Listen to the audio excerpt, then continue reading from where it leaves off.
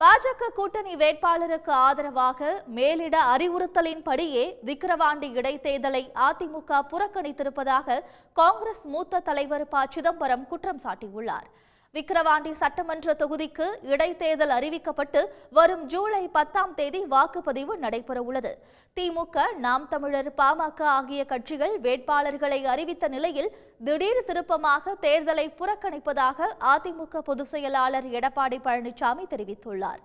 மக்களவைத் தேர்தல் சமயத்திலேயே பிரதமர் மோடியை பழனிசாமி நேரடியாக விமர்சிக்காத நிலையில் அதிமுக பாஜக கூட்டணி முறிவு என்பது நாடகம் என விமர்சனம் எழுந்தது. இந்த நிலையில் அதிமுகவின் விக்கிரவாண்டி இடைத்தேர்தல் புறக்கணிப்பும் விமர்சனத்திற்குள்ளாகியுள்ளது. மேலிட அறிவுறுத்தலின்படியே பாஜக கூட்டணி வேட்பாளருக்கு ஆதரவான நிலைப்பாட்டை அதிமுக எடுத்திருப்பதாக காங்கிரஸ் மூத்த தலைவர் ப. சிதம்பரம் குற்றம் சாட்டியுள்ளார். பாமகவை முன்வைத்து பாஜகவும் அதிமுகவும் இந்த தேர்தலில் களம் கண்டுள்ளதாகவும் விமர்சனம் செய்துள்ள அவர், திமுக வேட்பாளரின் வெற்றியை இந்தியா கூட்டணி உறுதி செய்ய வேண்டும் என்று கேட்டுக் கொண்டுள்ளார்.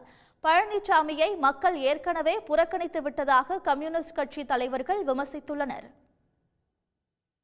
தேர்தலை நடத்தப் போவது யார்? திமுக அரசாங்கம் தேர்தல் நடத்த முடியாது. தேர்தல் ஆணையம்தான் தேர்தல் நடத்த வேண்டாம். தேர்தல் ஆணைய அதிகாரி அறிவித்திருக்கிறார், துணை இராணுவப்படை வருகிறது இடைத்தேர்தலுக்கு என்று அறிவித்திருக்கிறார். அப்படிப்பட்ட சூழலில் தேர்தலை நாங்கள் புறக்கணிக்கிறோம் என்று சொல்வதின் உள்நோக்கம் என்ன? பாரதிய ஜனதா கட்சியோடு ஒட்டுமில்லை, உறவும் இல்லை என்று நேற்று வரை சொன்னீர்கள். ஆனால் இன்றைக்கு இந்த தேர்தலை புறக்கணிப்பதன் மூலமாக எதிர்காலத்தில் நீங்கள் எந்த இடத்திற்கு செல்ல இருக்கிறீர்கள் என்பது இதன் மூலமாக தெரிகிறது.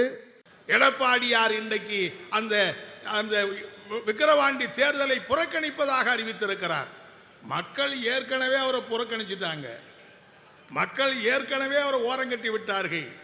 இனிமேல் அவர் புறக்கணிக்கிற வேலையை மட்டும்தான் செய்ய முடியும் என்கிற அப்படிப்பட்ட நிலைமை என்பதுதான் இன்றைக்கு இருக்கிறது என்பதை நாம் இன்றைக்கு தெரிவித்துக் கொள்ள விரும்புகிறோம். அதிமுகவின் தேர்தல் புறக்கணிப்பு குறித்து விடுதலை சிறுத்தைகள் கட்சி எம்பி ரவிக்குமார் கருத்து தெரிவித்துள்ளார்.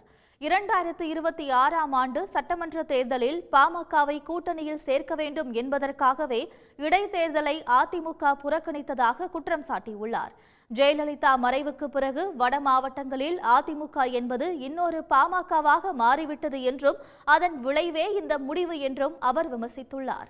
உடனுக்குடன் செய்திகளை தெரிந்து கொள்ள சன் நியூஸ் பெல் ஐகானை கிளிக் பண்ணுங்க.